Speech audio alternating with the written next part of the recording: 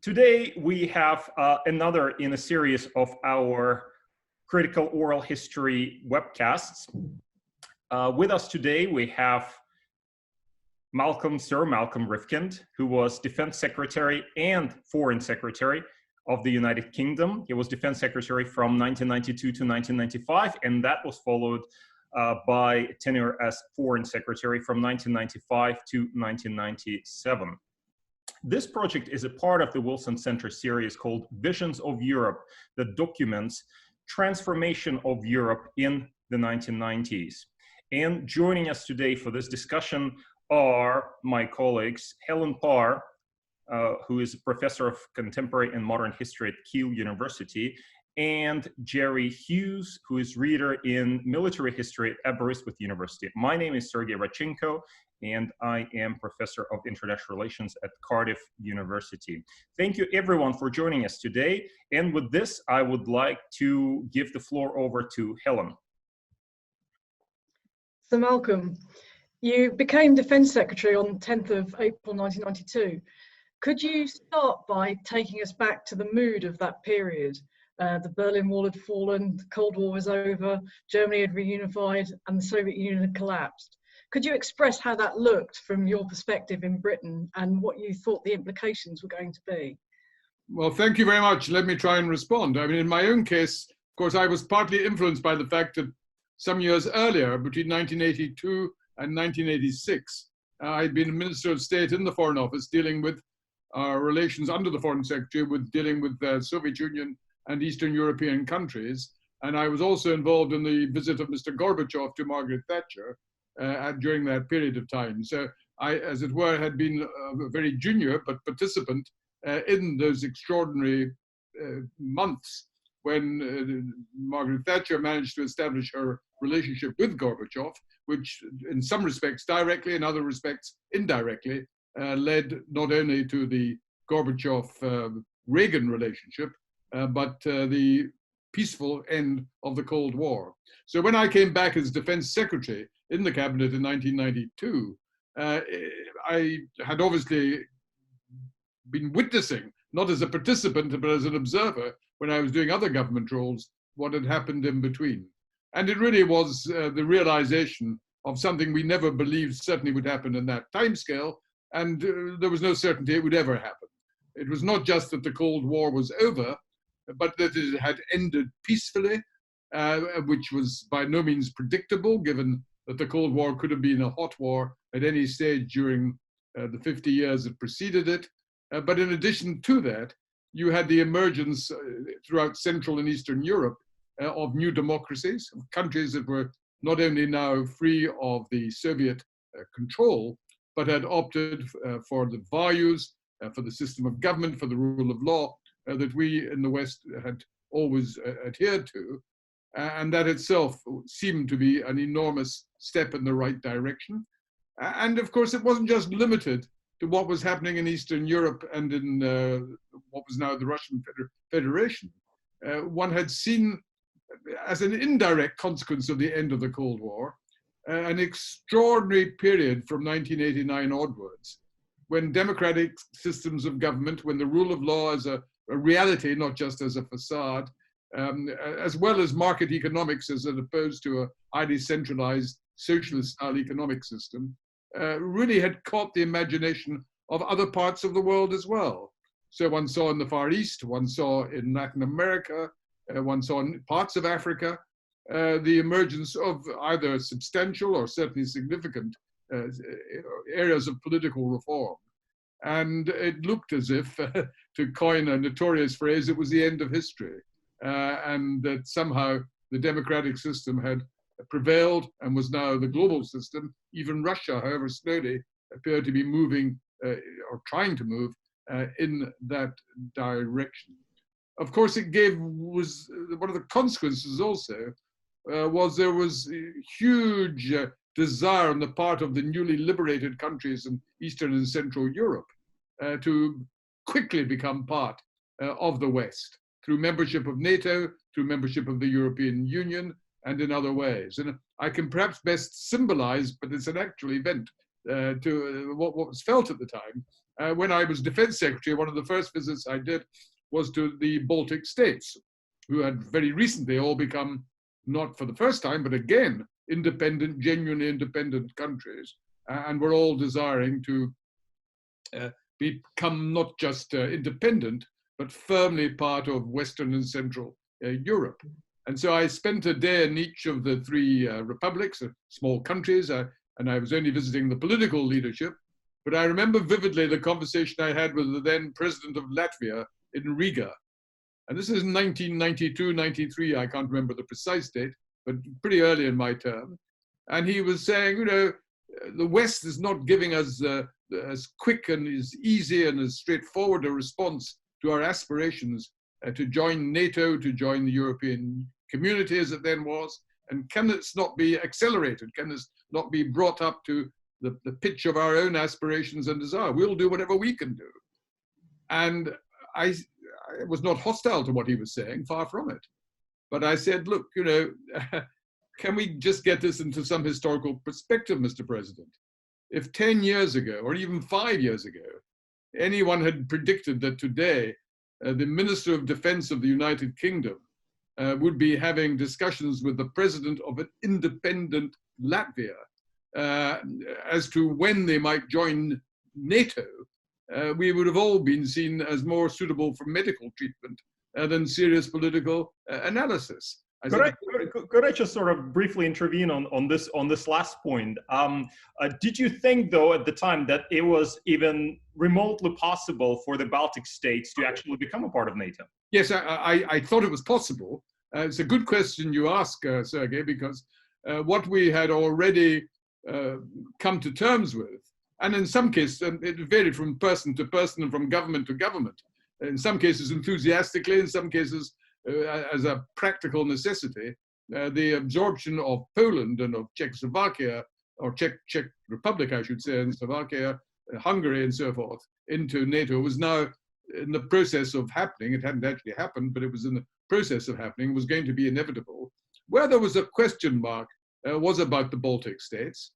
And it wasn't any absence of a desire to be friendly.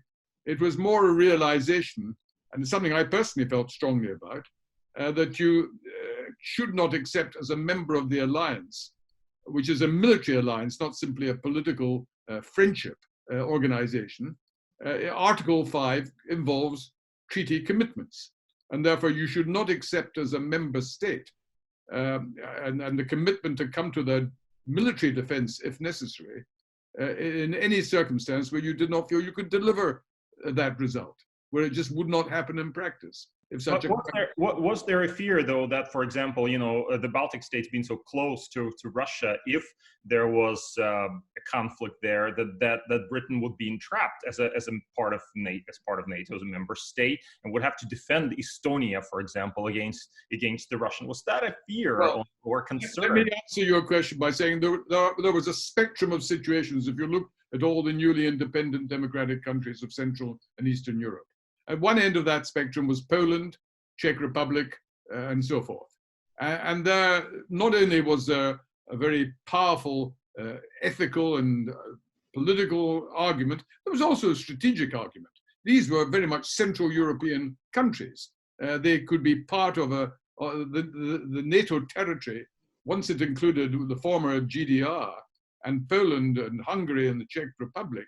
The capability of NATO to provide effective defense, if there ever was at some unknown future date a recurrence of what would be Russian aggression, was not too difficult to contemplate. It was not militarily in fact, it was a lot easier than it would have been during the Cold War, when the Soviet Union would have started in the heart of Europe, in the middle of Germany. So that was not a military problem. You could undertake these obligations. And of course, Poland itself was a relatively significant military force. It had a significant military contribution to make. Now, when it came to the Baltic states, it wasn't so much the politics.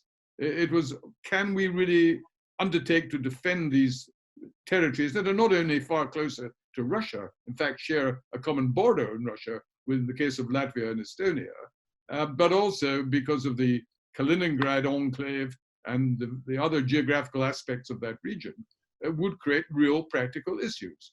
So it took a bit long. And sorry, I'm not mentioning what was an additional consideration. We knew it was perfectly obvious that although the Russians were not enthusiastic about any expansion of NATO for Poland, for Hungary, or the others, these are not countries that had ever been part of the Soviet Union. When it came to part of the Soviet Union, that was a qualitative step. And of course, it didn't just include the Baltic states. There was already speculation about Ukraine and Georgia and countries of that kind. So I think my conclusion, therefore, not just my conclusion, I think the conclusion of most NATO countries was a gradual acceptance that the Baltic states were different from Ukraine or Georgia. Obviously geographically different, that they were that much closer to Central Europe, but also historically different in that they had all been independent republics up till Stalin's invasion, annexation of them in the 1940s.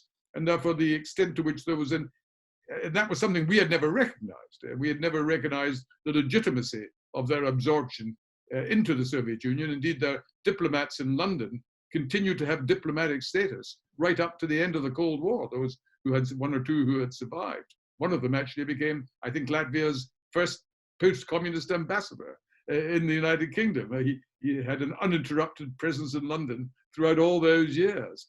So the degree of sense of obligation to the Baltics was historically significant and different with regard in comparison, for example, to Ukraine or Georgia, as well as the practical issues. So what implications did you think that all of this momentous change had for Britain's role?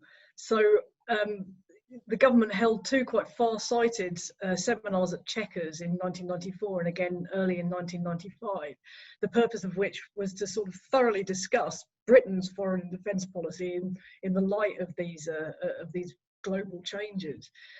And of course, a lot of the discussion focused on Britain's relationship with America and Britain's relationship with the Western European countries. And there seemed to be a fear that Britain might be eclipsed by a burgeoning relationship between America and Germany, and by sort of German and French resurgence on the continent. How did you see the future of Britain's relations with America and with her closest European partners? Well, there was never any doubt, not just in the case of the United Kingdom, but of all European countries, that once the reunification of Germany took place, Germany, which even as West Germany had been a very powerful economic country, but as a united country would be certainly the dominant economy in Europe. And normally, in the case of Germany, it wasn't quite the same. Normally, from economic power flows political and military power, as we're seeing with China at this very moment. Now, for various reasons, as you'll be familiar with, the Germans themselves did not see it in that way, but there was no doubting that Germany would nevertheless be hugely more important as a political force. And that was something which had already, in a sense, been addressed. Under Margaret Thatcher, of course, the United Kingdom had a particular objection to German unification. She strongly believed that this was undesirable, partly for the very reasons that you've mentioned as to what a united Germany would lead to. But she not only didn't have the support of other governments, particularly the United States, but she didn't have the support of her own colleagues. She herself had a seminar, it's well known, it's well recorded, during her term with a group of academics who, to her disappointment, I think none of them actually supported her central thesis that somehow this either could be or should be delayed. And even President Mitterrand, she had hoped, as president of France, they would understand the geopolitics of it. He did understand the geopolitics, but he also understood, perhaps better than she did at first, what was practically possible. And he had concluded that German reunification was utterly inevitable, and that it was best to see it as an asset, not as a liability, which ultimately Thatcher came to the same view, but with only quite a long intervening period. So far as the Chequers seminars that I personally attended as defense secretary, although I was defense secretary, not foreign secretary at that time, I tried to make a contribution on the geopolitical aspects as well. And it seemed to me that one of the main unresolved issues was how, particularly if NATO was going to be enlarged, what were the consequences for NATO and British and American policy towards Russia? How could Russia be reconciled to the enlargement of NATO? Russia ideally would have liked to have seen NATO dissolved after the end of the Cold War, as the Warsaw Pact had been dissolved. And that was not going to happen. I think the Russians realized that, particularly under Yeltsin. That was not a big issue as it became under Putin in later years. But there was still this question of, could Russia itself have some relationship with NATO? My own view, I was more sympathetic to the issue than a number of my colleagues, but I had no doubts in my own mind that Russia could never become a full member of NATO without destroying the whole purpose of NATO. Because NATO is not just a political alliance, it's a military alliance with an integrated military structure. And also, you could not give Russia a veto as to whether NATO could act or not act in particular circumstances. So I raised just the possibility, wasn't a formal recommendation, but I raised the possibility whether we might be able to contemplate a particular status of associate membership, which would not give Russia a veto in NATO's councils, but would be nevertheless a mark of understanding that Russia was a country with a legitimate interest in overall European security. Although that did not happen, that particular proposal, I think in some ways the NATO-Russia Council, which was formed and which existed until the annexation of Crimea, was an attempt, not a very impressive attempt, but was nevertheless an attempt to accommodate that dimension that I'd also been trying to offer a view on. If I may follow up, did you see Britain's role in terms of perhaps pushing for deeper European integration to mitigate against some of these risks, or to act as a bridge or a link between Western Europe and the United States, or to push for a closer special relationship? How did you see it? Well, when you say a deeper integration, do you mean with what was then the European community, or do you mean integration of a different kind? Are you using the word in a different context? Well, at the time, obviously, it just became the European Union, and was thinking about advancing towards. I was thinking about political integration. Actually, I was thinking about within Europe. You mean? Yes. Yeah. Right. No. I was not a Eurosceptic in the sense of being hostile to the European Union as it was becoming, but I had no interest and no enthusiasm for political integration if that meant the progressive federalization of Europe. I know that was not on the formal agenda, but it was highly relevant to the debate that was already happening about the single currency proposal and whether the United Kingdom should be part of a single currency. And although I was not a sort of Eurosceptic as that term is normally defined, I was very strongly opposed to us joining the euro, because I could not see then, and I do not see now, how you could ever have a functioning and successful long-term single currency without that leading to not only banking union, but fiscal union. And once you have fiscal union, then you go to the very guts of what the nation state is all about. We had a civil war in England about whether the king or parliament should have the power to tax. The United States declared its independence from the United Kingdom, from the British Empire, on the basis of no taxation without representation. And these were not coincidences. Tax is fundamental. Who raises the money that people are forced to pay to the government? Is that done nationally or is it done internationally? That is the difference between independence and a federal or unitary state. So I took the view then, as did many other people, but my own personal position was that while I wanted Britain to remain in the European Union, and issues like the internal market was something we could certainly go along with, you could not go along with any kind of integration which only made sense if it was intended, or even if it was unintended, but inevitably would lead to some form of federal or confederal European political entity. And therefore, if you don't want to get to the destination, you shouldn't get on board that particular train. You mentioned the Czechia seminar of 1990, and I think whether you'll agree with me or not, part of the problem with that seminar was the way the questions were framed in the invitation by Charles Pole and the way that he framed the communique at the end of the seminar, which was subsequently leaked to the Independent on Sunday. Now, the seminars that you attended in 94, 95, if I'm right, the question was raised, I think, by Douglas Hurd, essentially what was Britain's foreign policy for? So what did you think it was for? Because I remember at the time I was studying for a master's degree, and I noted the speech that you gave at Chatham House just about the time you became Foreign Secretary, where you quoted Palmerston's famous dictum. I mean, what signal were you trying to give with that? You do say something about it in your memoirs, sure, but it would be the kind of thing that would have been leapt upon, I would have thought, by the Blairites at the time, as indicating a kind of outdated, non-multilateral view of the world.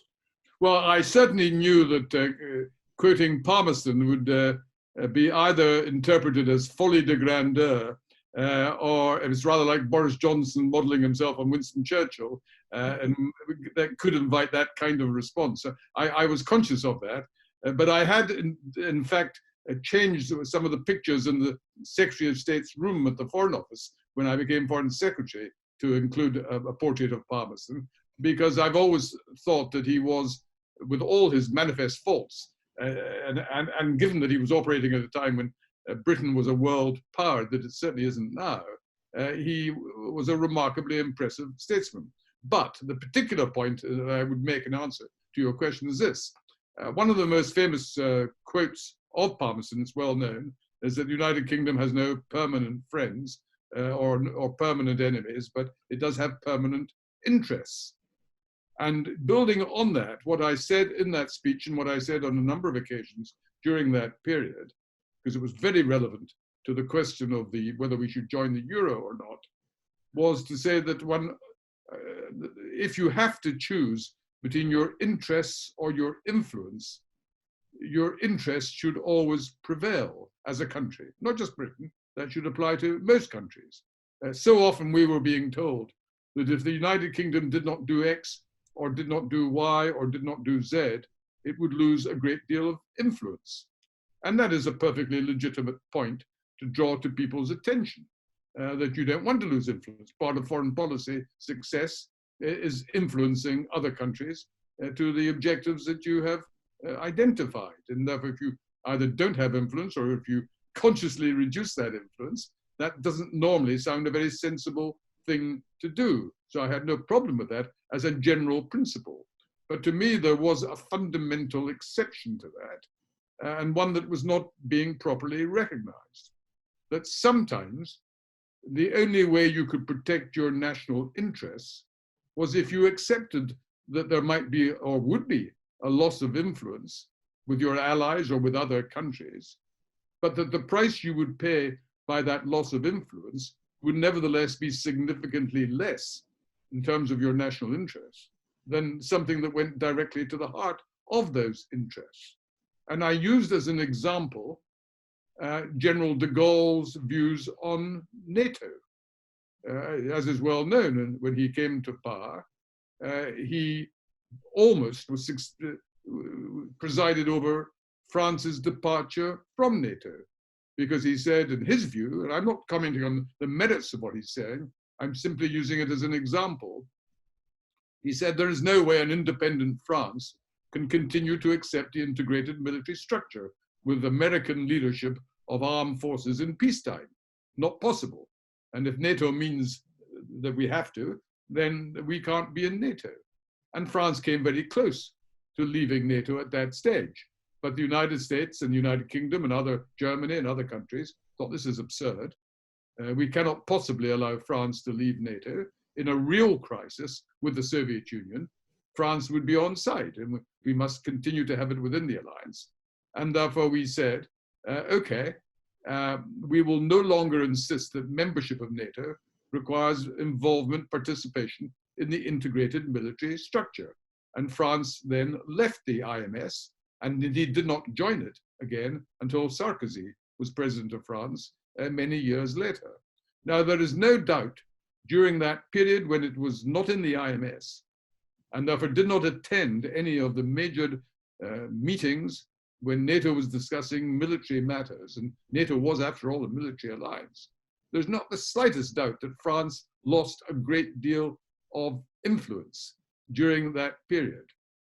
But if, and it's for the French to decide, not for me to decide, if de Gaulle's view was correct, that France's interests would be dramatically damaged by a loss of independence that he judged was consequent on being part of the IMS, then he was entirely logical and acting in France's interests to say our interests are more important than some loss of influence. And if we have to lose influence in that area, it's too bad. That's a price we have to pay. And I was, to conclude this rather long response, my own view was that that's exactly the argument that was relevant in regard to whether Britain should join the euro or not. Yes, by not joining the euro, by opting out, we lost influence, or we didn't have any increase in influence of a kind we might have had as part of the single currency. But if the only way we could retain that influence was by the severe loss of national independence, not just one-off, but on a basis that would then increasingly be demanded of us as the EU moved or tried to move towards banking union, fiscal union, and issues of that kind, that was a price we had to pay. So that was my thinking, and that I think was also a legitimate consideration to apply. That's absolutely fascinating to hear that. I was also reading the Chequers transcript, and one thing that struck me there was that feeling that that Britain still had not yet found a role. In a sense, as I was reading those transcripts, I was thinking of that Dean Acheson's statement. Remember, I think it was in 1962. Yeah, that famous assertion about Britain having lost an empire but not having found a role. And you read those Chequers materials from the 1990s to which you referred, and there's the sense that Britain was still looking for a role. Do you think it ever found a role? Well, what Harold Macmillan said in his diaries the day after that speech was major furore about a speech by Acheson. Of course, Acheson was always a conceited ass. Well, that is an understandable point of view of Macmillan's. I think my own response would be that in one sense, Acheson correctly identified part of the debate in the United Kingdom, because for 150 years, we had been a great imperial power, and therefore there was no need to have a debate when a quarter of the world was shaded pink on the map, and when India was part of the empire, and Canada, Australia, and South Africa looked to the United Kingdom for leadership. And the United States recognized, right up till the Second World War, the particular power. It wasn't just status, it was the power that flowed from that. So in that sense, it was legitimate to say no comparable role had been found. But I think Acheson's remarks were nevertheless off beam, because they didn't recognize actually how extraordinarily successful the process of ending empire had been. India, Africa, the West Indies, the other states and countries and territories, not only did not all, in every single case, but the vast majority of them acquired their independence peacefully, partly thanks to Harold Macmillan, wind of change and everything that he presided over during his term. But so successful were we, relatively speaking, that we still have the Commonwealth. with the Queen accepted as the head of the Commonwealth, with the Prince of Wales recognized as being, when he becomes king, the next head of the Commonwealth. Now, if you compare that with the decolonization experiences or the end of empire of most other European countries, we've got a lot to be relieved about. France had the agony of Algeria, it had the agony of Dien Bien Phu and Vietnam. The Belgians had the humiliation of Congo and all that happened there.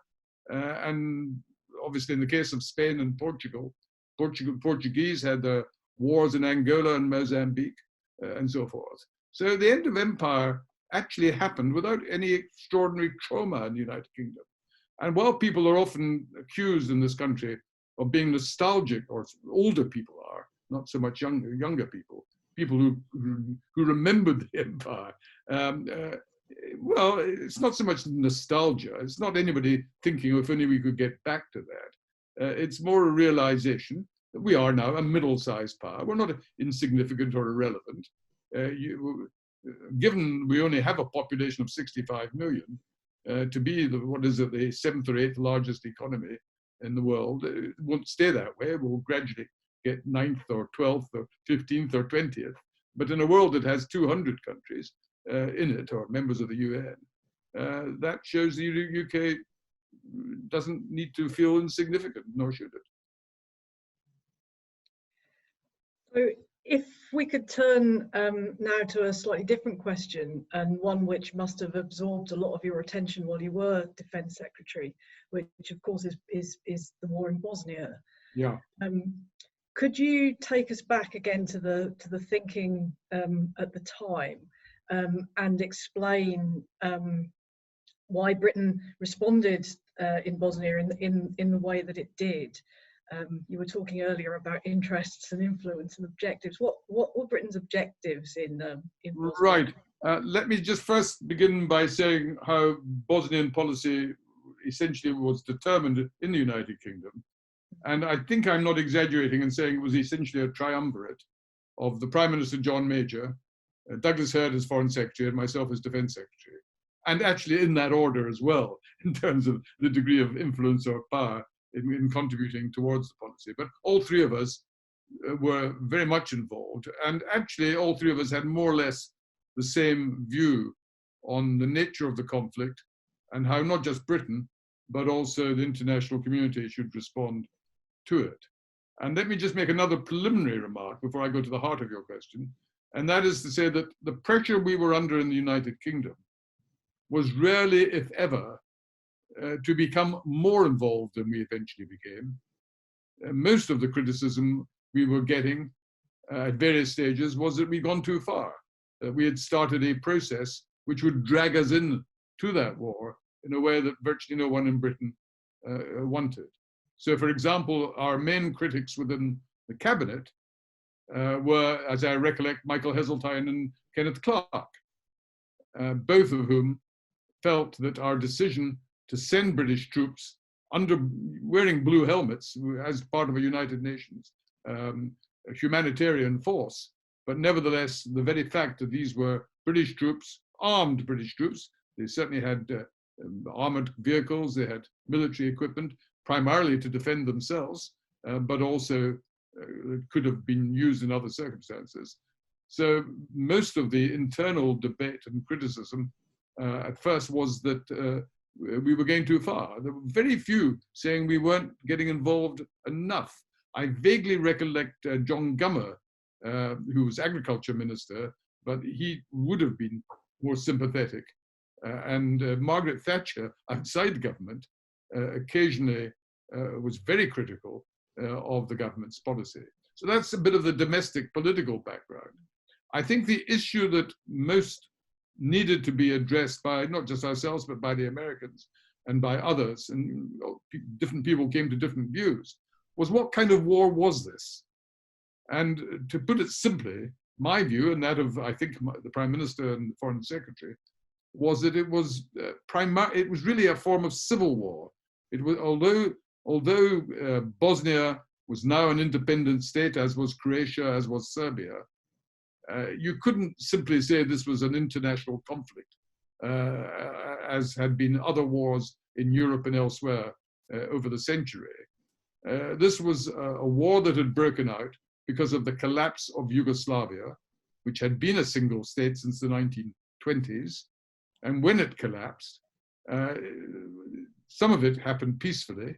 One thinks, for example, in particular of Slovenia and perhaps Croatia to some significant degree. But then you had ultimately, what was always going to be the most difficult task was Bosnia-Herzegovina. And it was the most difficult because Bosnia had never been an independent state. Unlike some of the others, it had no history of that. But also it had three large communities. They weren't ethnic communities, but they were essentially divided for historical reasons. You couldn't, by looking at them, say who was a Croatian, who was a Serb, who was a Muslim. They were all ethnically people whose families had lived in that country for hundreds, perhaps thousands of years, but in different ways. Some had adopted Catholicism and mainly had stayed outside the Turkish embrace and had been part of the Austro-Hungarian Empire. The Serbs, well, you know the background. I'm not going to give a lecture on the internal nature of Bosnia, but the effect of all that was that the issue that was at stake was whether Bosnia should become, it never had been, an independent unitary state, or whether some significant part of it, what became Republika Srpska, should be allowed to unite with Serbia, and whether the Croats should be allowed to with Croatia. And we could see no fundamental, either British reason or European reason, why this should be seen as, it was certainly a humanitarian crisis. It was certainly ghastly because of the ethnic cleansing that was primarily Serb, although there were elements of Croatian ethnic cleansing as well. But we could not see a reason why British troops should sensibly be sent as combat forces, taking sides in that conflict. Now, some predicted, wrongly as it turned out, that if there was not military intervention by NATO or in some combat role, then the Bosnian conflict would not just be in Bosnia, it would spread. It would cover the whole of the Balkans. It might include Turkey and so forth. That was the warnings that some people were giving. I think Paddy Ashdown made speeches of that order, as did various other political people, some in the Labour Party, one or two in the Conservative Party. We always took the view that that was an absurd argument, that there was not the slightest reason to believe that whatever happened in Bosnia, that it was going to become a general Balkans conflagration, and certainly not one involving Greece or Turkey or countries outside former Yugoslavia. And the way things developed, our view on that was seen to be correct, that it never did seriously risk going in that direction. The other big problem we had was a big disagreement with the United States. And there's no doubt that that led to quite fractious language being used, particularly by Americans in Congress, not so much President Clinton, but the Americans in Congress, including Joe Biden, if I'm not mistaken, at that time, who wanted a much more what they would call robust policy. And in particular, the American view became identified as lift and strike, to lift the arms embargo that the United Nations had imposed, and to use NATO air power and bomb the Serbs. And we argued that this was unacceptable unless you wanted the UN force to be withdrawn entirely from Bosnia, because we had boots on the ground, as did the French, as did half a dozen other countries, mostly European countries. The Americans had never had a single boot on the ground, nor any intention of making any direct contribution on the ground to the humanitarian effort. And we said, look, you know, we're not prepared to be on the ground when you're bombing from or NATO's bombing from the air. That is too dangerous. And I remember, just to conclude this part of our discussion, I remember a meeting I had during that period as Defense Secretary with President Izetbegovic, the Bosnian president, also from the Bosnian Muslim background. And he said, why can we not have, we're an independent country. Why can we not have NATO being invited to defend us from the aggression from Milosevic and Tudjman? And I said, Mr. President, there's no reason at all why you can't have that. That's your right as an independent state if you wish to exercise that right. What you can't have is the United Nations forces in Bosnia, UNPROFOR, remaining while it all happens. If you are willing to see us leave, this is not speaking as a Brit, but if you're willing to see, and what I was saying was the view of the United Nations themselves, which they had made clear. If you want that to happen, sure, we'll all leave. You're entitled to tell us to go, and then you can reach whatever accommodation with Washington or NATO that you wish. And he said, I can't do that. And I said, why not? And he said, because we recognize that without the UN presence, your presence protecting the humanitarian convoys and the various other assistance you've given is saving tens of thousands, possibly hundreds of thousands of Bosnians who would either starve or would not have the medical supplies required because of the war that is going on in this country. And if you're forcing me, I don't like this choice, but if you're forcing me to choose between having the UN presence and not having NATO strikes, or the other way around, then we would rather have the UN continuing to be here. And that's what happened. But you say, Sir Malcolm, that it was essentially a civil war. But of course, as you know, lots of the pressure, say in the media and in Parliament and the like, and you referred to Paddy Ashdown, who was particularly effective in that, comes from drawing these historical analogies. And it's a question of, it's a bit like pinning the tail on the donkey. And if you can manage to make a recognizable analogy with the 1930s, then you get your intervention, regardless of the situation. Tony Blair managed to do it in 2003. David Cameron failed to do it in 2013 over Syria. And I remember talking to Horst Telchtig, the German advisor, who told me quite bluntly in front of an audience that Croatia was our friend. Germany wanted to help Croatia as a friend, and therefore we insisted on it being recognized in December 1991. In addition to that, I mean, and I'm thinking here, the analogies which are drawn occasionally about the Spanish Civil War and the Democratic Republic not being helped by the British and the French, while the Germans and the Italians set about destroying the Republic. Other people there pointed out, for example, the Russian insistence that the Serb case be heard at the time. So there were other powers really taking an interest. And it didn't spread to other countries, as had been warned by people like Douglas Hurd.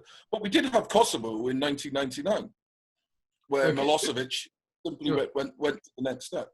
And of course, lastly, talking in those Chequers seminars, you referred to Islamic fundamentalism and the like. The Bosnian government eventually was forced to turn to the likes of Saudi Arabia and Iran for arms, aid, and volunteers. Right. Let me try and respond to the various points you raised. And what you've said is all correct, but it's only part of the overall picture. And one has to look at, as we have, certainly as a government, we had to look at the overall picture and come to a judgment as to what was appropriate. First of all, yes, I don't question that various people had their own motives for what they were doing. And the German-Croatian relationship was indeed, as you describe, and one of the reasons for the Bosnian conflict in the first place was the very foolish pressure that the German government insisted on recognition of the independence of Croatia. And if they had not, the last thing Bosnia wanted to do was declare independence. But they were forced into a situation, once Croatian independence had been recognized, the Bosnians knew that if they did not become independent, they would simply be absorbed into Serbia, which most of them were not prepared to tolerate. So that is indeed a correct description of the background. But to go on from that and to use the examples you've used as if somehow they imply that what we did was the mistaken policy. I think we made one mistake. I've given a great deal of thought to this over the years. And I think there was one big mistake, not just Britain, but most of the European countries and other countries made. And that was insisting on the continuation of the UN arms embargo. So at a time when the Bosnian Serbs were not affected by the embargo, because they had access to most of the Yugoslav military equipment that had been left in Bosnia after Tito. And in addition to that, they got all the help they needed from Milosevic in terms of equipment. They didn't have the direct involvement of Serbian troops, but they did certainly have a great deal of help in other ways, likewise the Croats. So the only people who suffered as a result of the arms embargo were the Bosnian government and the Bosnian Muslim section of the population. And that having said that, there was no way we could remove the embargo without that being vetoed by the Russians for their own reasons. I was gonna say the Russians made a big fuss about that, but one of the things they said at the time to the Americans is, why do you keep raising this lift and strike issue with us when nobody in Europe supports you, even your own allies? Yeah, well, sure. The answer to that particular point is that Clinton had raised the lift and strike, not because he actually wanted to, but because of the pressure he was under from Congress. He was constantly being accused of not carrying out his responsibilities. And I remember when he sent Warren Christopher to Chequers to come and see John Major to try and, as part of a trip to other European countries as well. I was present at that meeting in Chequers. And what was most noticeable was that Warren Christopher, as Secretary of State, made no serious effort to sell lift and strike to us. He was going through the motions of saying, this is what we would like to do. What's your attitude? Oh, that's your attitude. I'll report that back to Washington.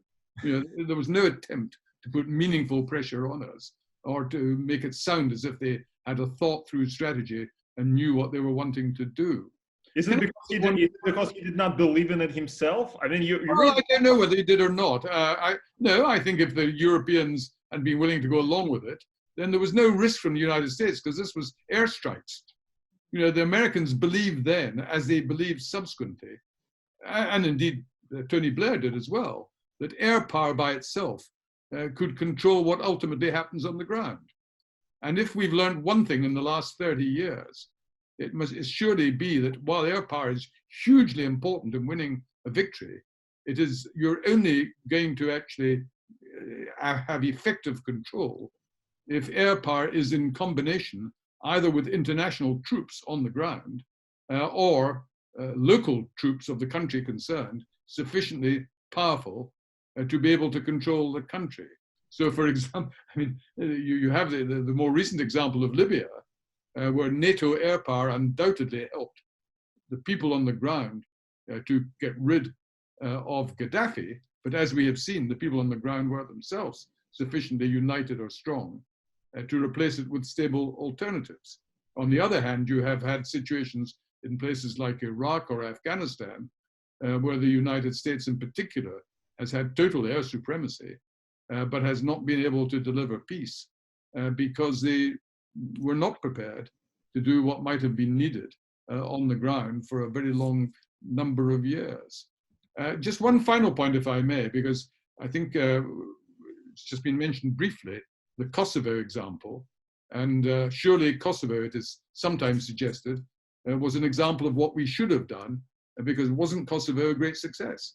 Well, I take issue with that. If you look at what actually happened when NATO bombed Kosovo, at the beginning of that exchange, just as it was beginning, NATO's official position was based on two fundamental propositions, both of which have been proved to be utterly wrong.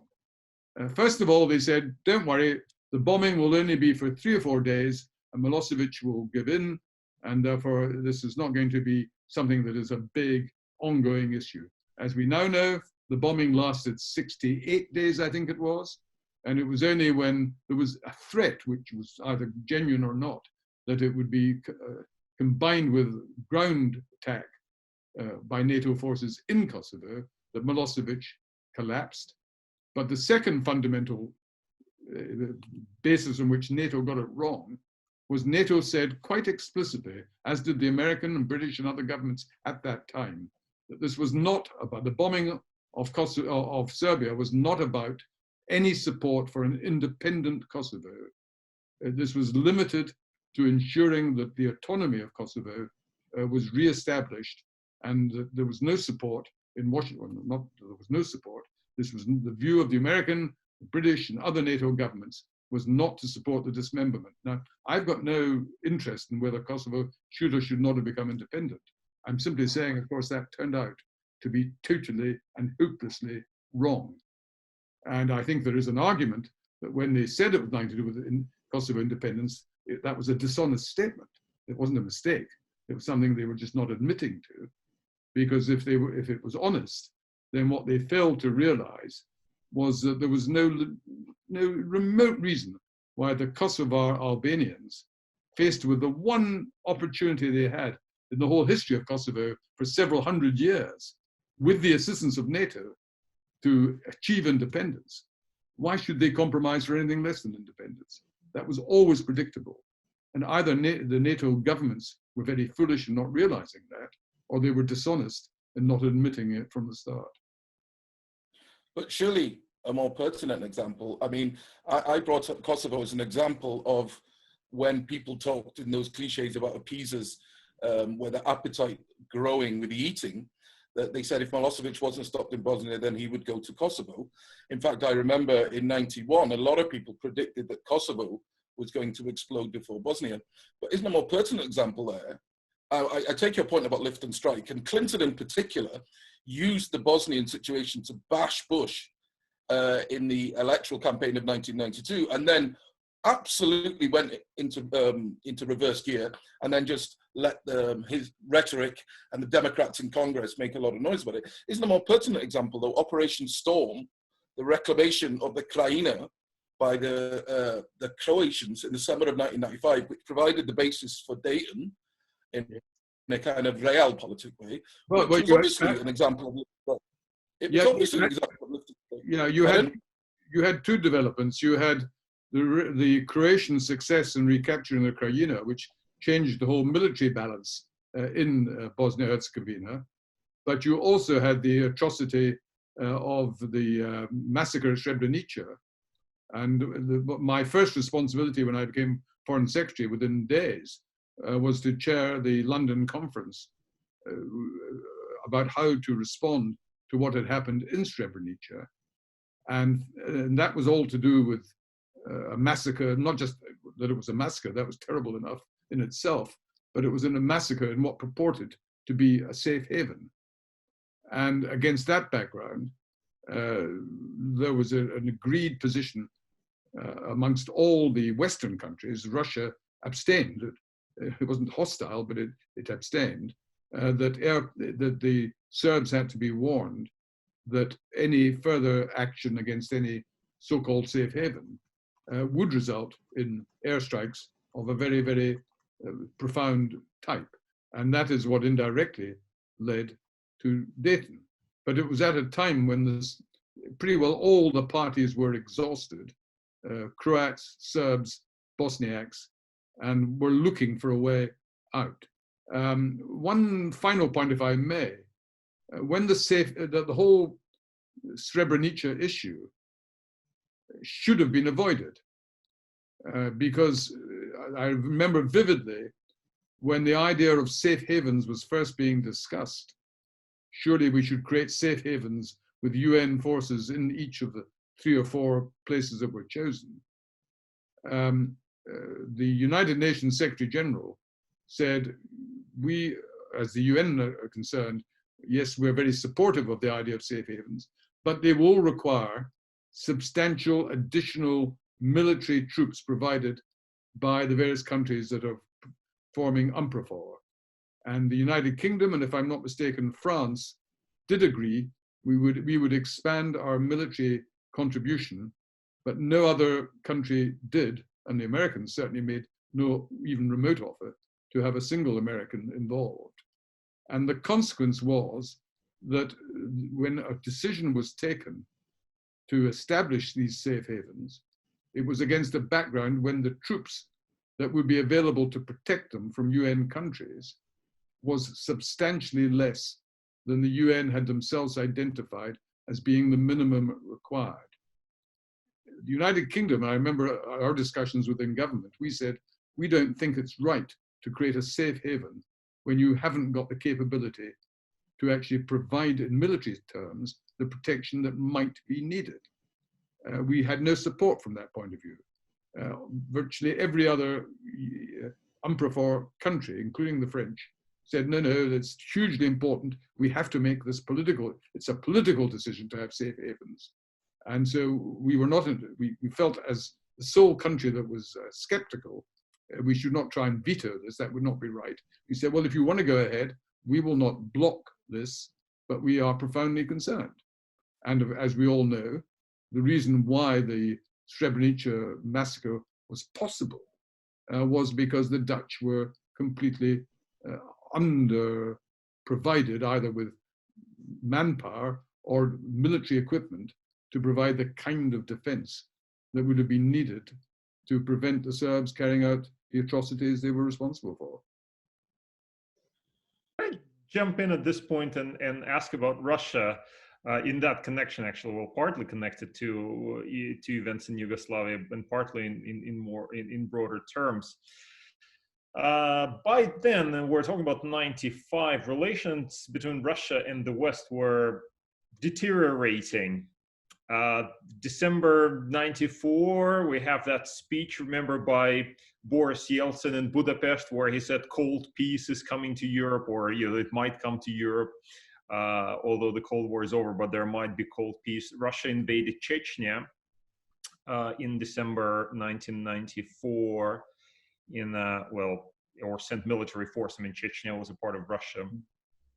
But also in Yugoslavia, the Russians were seemingly, or in Bosnia in particular, the Russians were seemingly increasingly frustrated by that sense that they were being ignored by their Western partners, by the British, especially by the Americans.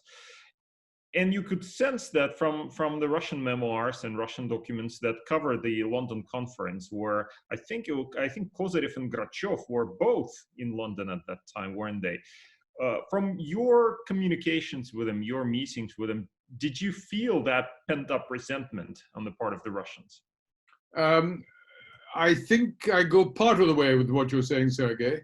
There's no doubt that the Russians were. It wasn't just that Yeltsin didn't like what was happening. It was that he was under domestic criticism for not himself doing more to prevent it. So I think they could have lived fairly easily with Polish and Hungarian and Czech membership of NATO at that time. That's something they could. The Baltic states was a bridge too far, and certainly the ongoing discussion in some quarters about Georgia and Ukraine. I never supported Georgian or Ukrainian membership of NATO. I always thought it was unrealistic for reasons I can go into if you want me to. But it was the belief that increasingly substantial parts of the old Soviet Union would not only be independent, but be actually members of NATO. But Russia was left in the cold. And even though they understood why that was probably inevitable, it wasn't very easy for them to absorb. However, the real point I want to make is that although you're right to say there was frustration and annoyance and resentment, I don't myself believe that the issue came to a head until Kosovo, because that was, as it were, NATO going to war in Europe over an issue where the Russians took an exactly opposite perspective. And it is significant that Putin's first major statement on attacking the West, when he addressed the Munich conference, that, if I'm not mistaken, was around about 2005, 2006, something of that order. 2007, yeah. 2007, right, thank you. Well, that's already 15 years later than the 1992 discussions that when I became Defense Secretary. That's 15 years. During that whole period, including the first 5 years of Putin's presidency, I'm not saying he supported it or was enthusiastic, but it wasn't a big deal in the sense that it became a very big deal. So if that was the single most important reason why today Russia's relationship with the West is so bad, then that should have exploded in the 1990s, and it should not have required a speech in Munich in 2007, which is often seen as Putin's own personal alienation from any. One could argue, though, with Primakov, with Kozyrev being basically ousted, Primakov coming to power, that there was some sort of already some kind of a turn. I mean, Primakov is generally associated with more, Yes, with the tougher policy. What's your recollection of your dealings with him? I had 1 or 2 meetings with Primakov. I was still foreign secretary when he became foreign minister. I started off with Kozyrev, and then Primakov took over. And Primakov, of course, was a man of enormous experience, very able guy, particularly in relation to the Middle East and that part of the world. And I cannot immediately recall the detail of the discussions we had, but I certainly do not recall ever being subject to severe attack for what NATO was doing in regard to either the enlargement of NATO or issues of that kind. Well, I found one interesting document that I just wanted. I think I don't know if I'd be able to pull it up right away, but I want to say this was a meeting. It was a comment that you made after meeting Primakov at some point, in which, oh, there we go. This is April. This must be April 1996, I believe. Yeah, April 1996. So after meeting Primakov, you say here, you wrote a letter to the prime minister in which you said that the Russians have repeatedly told us that their principal concern is NATO enlargement, and have recently said plainly that they are not troubled by EU enlargement. Primakov made this clear to me in Strasbourg at the end of last month. And when I read that, I thought actually it was kind of interesting. It's interesting that the Russians are, emphasizing NATO, but are actually saying, well, EU enlargement, that's all fine. I mean, what's your... Sure. I'm not wanting to suggest for a moment that Primakov was relaxed about NATO enlargement, nor was Yeltsin. They were both upset by it and wished it wasn't happening. But they had even bigger fish to fry. They were not going to allow the relationship with the West to collapse because we had this very strong difference with them on NATO enlargement. To some extent, they felt it was inevitable. They didn't like it. They could see the pressure that NATO itself was under from the Baltic states and had been under from Poland and Hungary. And they realized that in political terms, even if NATO had wanted to say no, certainly to Poland and Hungary, it would have been very difficult, if not impossible, in the Czech Republic to do so. Václav Havel in the Czech Republic, the Solidarity movement in Poland, there was a lot of admiration for what they had achieved. And because they wanted to see this established in Western institutions, that was a separate matter. The distinction between European Union enlargement and NATO enlargement is in a sense it's not difficult to understand. EU is not a military organization. It's an economic organization primarily, a trade organization primarily. And therefore the Russians did not see that with the same, they were not under the same domestic Russian pressure. I think that's an important point, because the Russian military were not as powerful as they had been in the past, but they still had to be taken account of.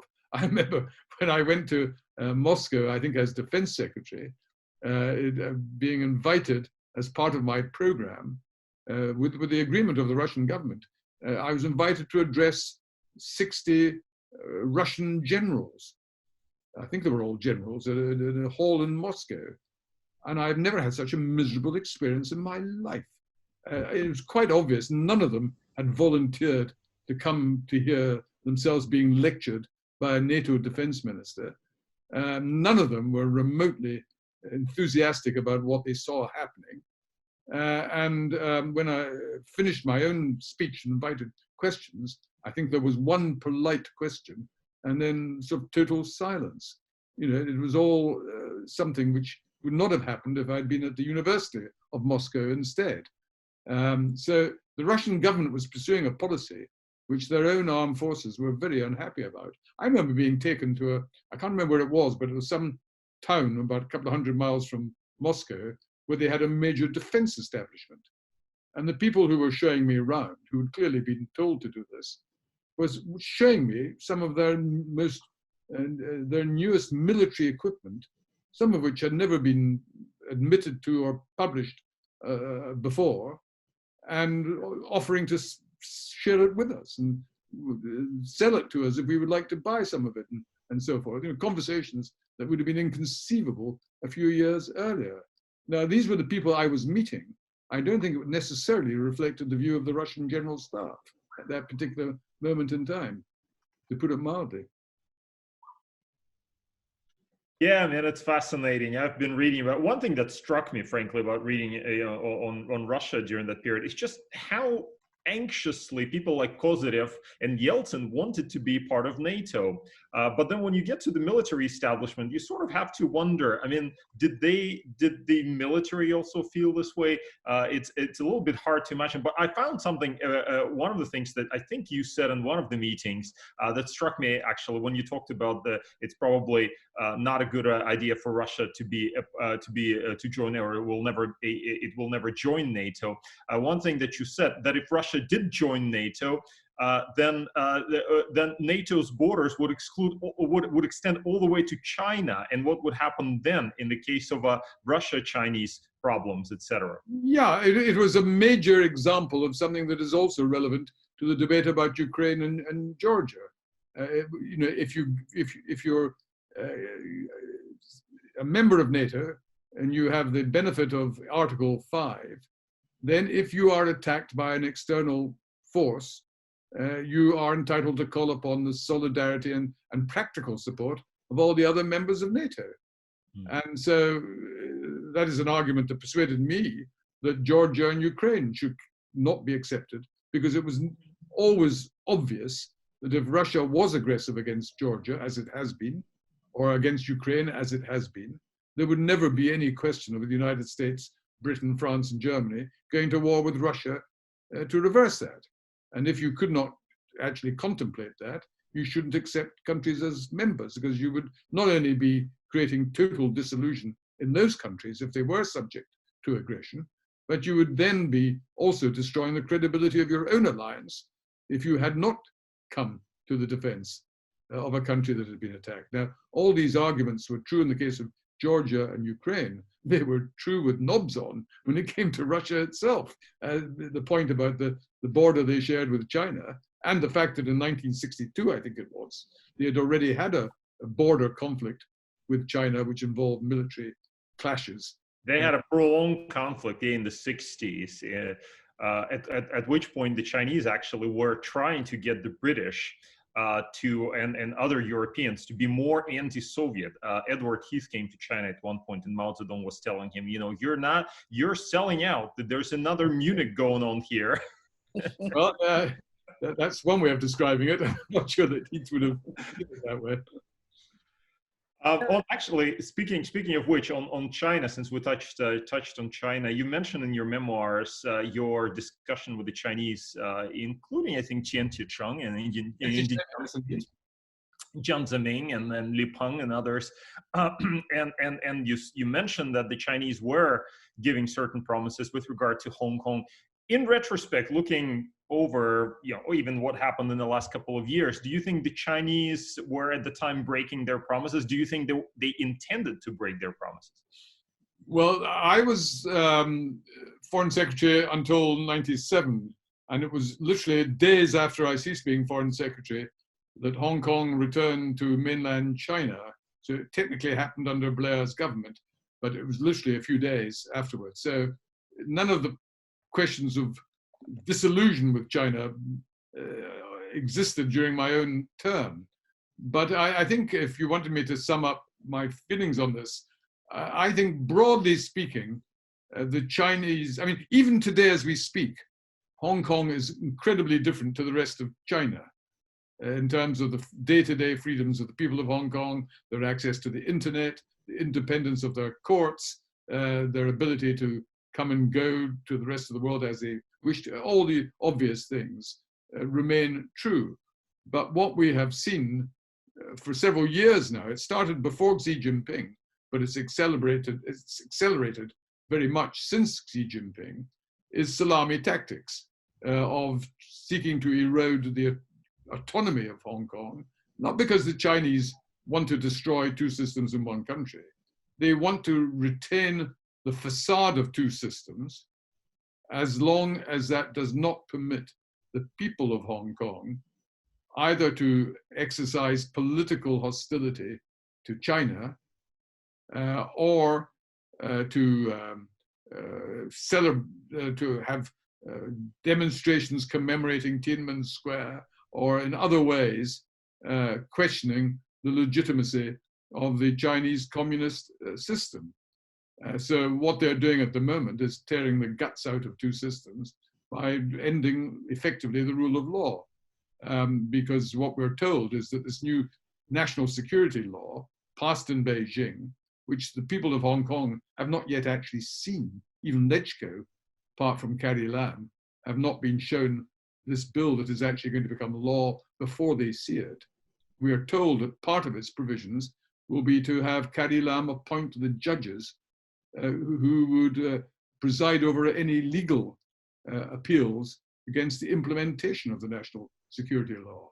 Now, that by itself destroys the rule of law, because if you're not prepared to allow the existing courts, which have carried out that function since 1997, and are having your own tame chief executive deciding who the judges will be, we know that the cases will be heard in exactly the same way as they would be heard in Beijing, which means not the slightest prospect of the Chinese government having to change course.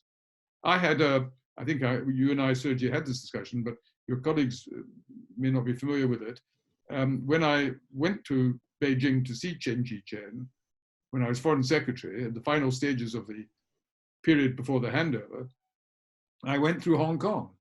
And the people in Hong Kong said, when you see the Chinese foreign minister, please tell him that from our point of view, what's as important as whether we have more than one candidate to vote for in the elections in Hong Kong is whether we continue to enjoy the rule of law when we become part of China. So I promised I would raise that. And when I saw Chen Chi-chen, I made this point to him. And I've never forgotten his answer through the interpreter. He said, don't worry, Mr. Rifkind. We in China, we too believe in the rule of law. In China, the people must obey the law. And I said to him, but hold on a moment.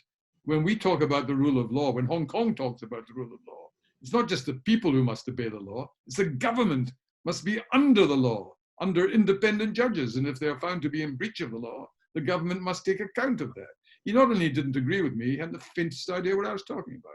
It was, he could not comprehend a system where judges would be superior to the government. And the circumstances in China, I think, have been summed up beautifully as being ruled by law as opposed to rule of law. And the same is true in Putin's Russia. You use the law to criminalize your opponents so that if they, in a democratic and peaceful way, seek to undermine your power, you can accuse them of breaking the law, which technically they are under their system, and therefore can be locked up or in other ways persecuted. So that's essentially what Hong Kong is terrified of experiencing and will experience if these proposals ever are implemented, which seems highly likely. Very interesting. Before we finish, I have one particular request of you, because in the list of questions you sent to me, you mentioned something that David Owen wrote in the Balkan Odyssey, his book, which I'm afraid I've never read. But you say that he described me as, quote, the most effective senior policymaker in terms of getting my own way. Now, I was never aware that he'd made that remark. If you could, Sergey, send me the quotation. That's paraphrased. But what he talks about is, as the negotiations go on, as they move towards the Van Zoen peace plan, he singles you out as being particularly good at, shall we say, ensuring that meetings have the right outcome. Okay, well, yeah, he really does. I'll dig out the quote and I'll send it to you. If you could send me the page of the book or whatever it is, a copy of it, I would be most grateful, because David's, I don't know David that well, but I've had various conversations with him. He's never made that particular point. So I'm just intrigued to see the context in which he says it. I've got the quote for you here. Malcolm Rifkind, the defense secretary, intelligent and sharp, was totally opposed to any imposition of a settlement and managed rather effectively to lampoon my proposal for using air power. Right. Could you send me a photocopy of that, if you would? Well, so it was about air power, about using air power. Yeah. I mean, it was basically the argument that I think we mentioned earlier, that you can't have UN forces being at the other end of NATO bombs. And it's all very well for the Americans, who didn't have a single guy on the ground, being willing to take that risk that we weren't. So I think that would have been the point. But I'd have to check. But the argument made by a lot of the advocates of airstrike was that the British and French forces effectively became hostages to prevent a larger military intervention. And indeed, later in the war, we actually saw them taking hostages of Western troops. Yeah, yes, because so a lot of people said it was a self-fulfilling prophecy. But I'm sorry, I would argue that gave strength to our argument, not weakens our argument. I mean, the reason, and you're quite correct, historically it's indeed the case, because the Serbs were concerned about NATO air power. They couldn't give a damn about the humanitarian convoys being discontinued. In fact, that would have worked to their advantage, because it would have forced Izetbegovic to surrender or make concessions. So the question was, how could they prevent Americans using airstrikes, and taking hostages was an obvious issue they resorted to.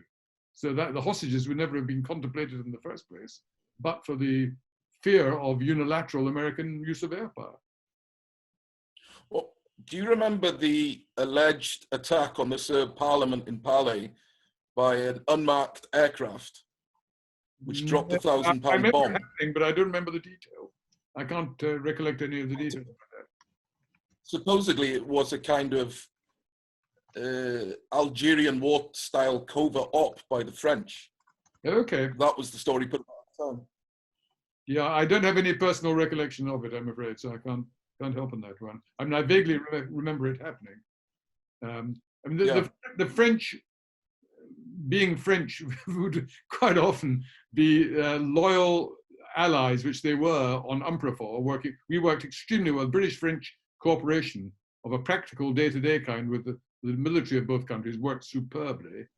But the French government politically also gave more support to the need for something must be done kind of argument. Never quite explained what that something was. Mm. We tended to be unashamedly pragmatic.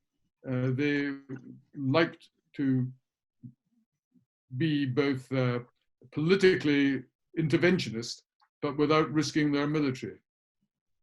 And at the end of the day, what did you think when the Prime Minister of Luxembourg said the hour of Europe? When the Prime Minister of Luxembourg said the hour of Europe has arrived, what did you think of that? The less I say about Mr. Puss, the better.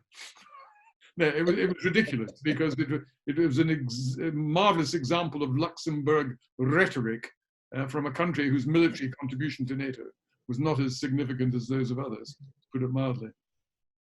I remember once during the debates at the time, well, this is before the end of the Cold War, when I was Minister of State at the Foreign Office, I was with a German general at a time when NATO, when Germany, then as now, was being asked to make a bigger contribution to NATO's military capability.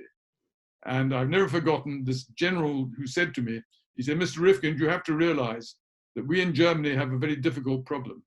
We are expected to have military forces in NATO that are strong enough to help deter the Soviet Union without upsetting Luxembourg." That's Germany's predicament over the years. It's been very interesting, and just sort of by way of some concluding thoughts, when you look back now on as to how world politics and Britain's role within world politics looked from that mid to late 1990s perspective, as you were kind of surveying how things were changing and what Britain could and couldn't do about it, what do you think what would you say that you got right in your sort of anticipation of the way that events would move, and were there things that you missed or didn't get right Sure. in the way that you expected events to move forward?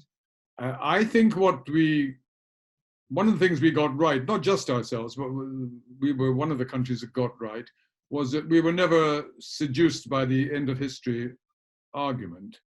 That we knew that what had happened in 1989 was fantastic. It was the best of times, in a very real sense. The end of the Cold War peacefully, the end of the Soviet threat to Western Europe militarily, the end of communism as an ideology, the growth of democracy. These were all extraordinary historic achievements which shouldn't be diminished. But we also, in a rather boring way, I think we're aware earlier than the Americans were aware that as one door closes, another slams in your face. That what you were beginning to see from a very early stage was a re-emergence in Eastern Europe and in the old Soviet Union of nationalism, of local, not just Soviet nationalism or Russian nationalism, but the nationalism of very small, relatively small groups, particularly what happened in Yugoslavia, but also Chechnya, but also what happened in the Caucasus and elsewhere. And that should have been predicted and should have been part of the balance of what was required. So I think we got it more right than the Americans did on that particular front. But I think also what we got wrong, and it goes back a little bit to what we said earlier. Well, there's two things. One on Bosnia, I mentioned earlier about the arms embargo. I think that was a serious mistake. It may not have been easy to have done anything else, but we should at least have tried. But I think also we should have been more imaginative about offering solutions to the Russians on the NATO question than in practice we were. You know, the furthest we ever got was the NATO-Russia Council, which, whereas in the late 1990s, when it was still Yeltsin, still Kozyrev, they could have been tempted with something that, at least on the face of it, looked as if we were treating them more seriously and more as an equal. And I think finally what we got wrong, and it goes back to the Kosovo conflict in my personal view, is Kosovo was never, what happened in Kosovo was never geopolitically important to the West, to the United States or to the United Kingdom or any other Western country. Some argue that it was an ethical obligation.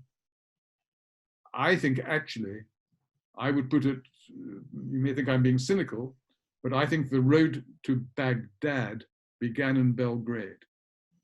That Blair's enthusiasm and the American enthusiasm for using military superiority as a way of achieving political results was tested in Kosovo. They believe, I don't, but they believe it was successful. And I think it was that perceived success that led pretty directly to the belief that something similar could be resolved, could be dealt with in Iraq, that militarily we were going to get rid of Saddam Hussein very easily, and then we would have a democratic system of government somehow emerging in Iraq. And I think the naivety of that view, I'm not just looking at this in retrospect, I can claim, and my speeches and articles at the time said as much, was I think the naivety of believing that air power by itself could deliver permanent political change on the ground was always flawed. And it took Iraq, sadly, for that ultimately to be established. And I think if it hadn't been for Kosovo, I don't think it's not certain, but it's a lot less likely that Iraq would ever have happened. Yeah, thank you for that response. And just in a sort of perhaps a narrower domestic political sense, going back to the question of European integration, at the time you were rebuked in the French press for your moderate Euroscepticism, but in retrospect, this looks like the period of the high peak of conservative pro-Europeanism. It's obviously a period in which the transatlantic relationship and Britain's membership of the EU was at the centre of thinking about Britain's foreign policy. So, yeah, let's say being described by Le Monde as a Eurosceptic moderé, as far as I was concerned, I took it exactly as Margaret Thatcher took being described as the Iron Lady by the Red Army's military journal. It wasn't meant to be a compliment, but as far as I was concerned, being a Eurosceptic moderate was exactly how I saw myself. I was pragmatic. I was in favor of our membership, genuinely in favor of our membership of the European Union, and remained in favor. I voted to remain in the referendum. But it was a different European Union to the one that Monsieur Mitterrand or Helmut Kohl had in mind. And that's what, in one sense, my views were no different to the views of a large majority of people in the United Kingdom at that time, and many still. Would you have any advice for your successors today as we reach this historic juncture in Britain's relations with the EU? Well, I'm not sure if it's advice, but I certainly make an observation. What is, I think, hugely significant since we left the European Union is that on aspects of foreign policy, on all the issues, and it's been mainly during Trump's presidency, well, it has been during Trump's presidency, on all the issues in which Trump has alienated Paris and Berlin, he has also alienated London. Whether it is climate change or global trade and WTO, whether it's the Iran nuclear deal, whether it's the recognition of moving your embassies in Jerusalem, and half a dozen other issues of that kind. It is very interesting that the United Kingdom, including Boris Johnson and hardline Brexiteers, have sided, or not sided, that's the wrong way of putting it, have come to the same view on what the policy ought to be on these matters as have their colleagues in Paris and Berlin. We have not been part of the European Union deliberations on these issues now since 2016. And so we've done it, we've reached these conclusions because Britain, at the end of the day, it's not in the EU, but it's a European country. And its judgment of our geopolitical interests are not unchanged in the sense that Britain and France and Germany, you cannot conceive of any serious threat to the security of any one of those three that would not also be a threat to the other two. And it's no coincidence that Britain and France, as we speak, have a closer defense relationship, and indeed even a closer relationship on nuclear weapons issues, as we are the two European countries that are nuclear weapon states. Far from that relationship having been damaged by our departure from the EU, it has had no effect at all.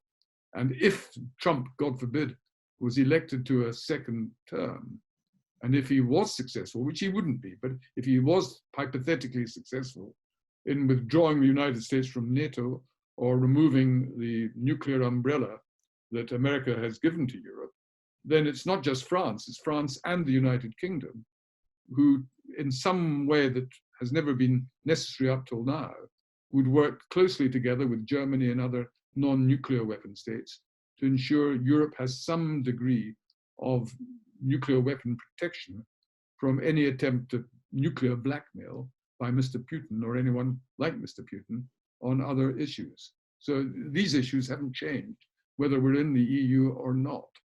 And I think our current foreign policy tends to prove that. I mean, people have totally misunderstood Boris Johnson and his relationship with Trump.